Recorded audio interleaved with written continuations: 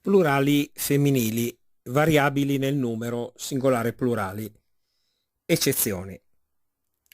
Se la sillaba finale A è preceduta da una I atona, cade solo la A. Esempi: la sbornia, i sborni, la quaia, i quai. Se invece è preceduta da una I tonica, cade la A e si aggiunge la I. Esempi: l'energia, gli energii, la malattia, i malattii.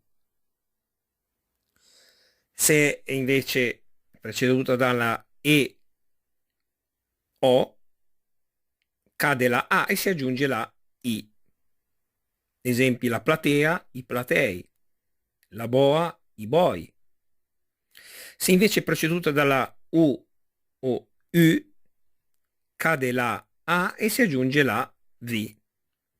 Esempi: la scua, i scuf, la stua, i stuf.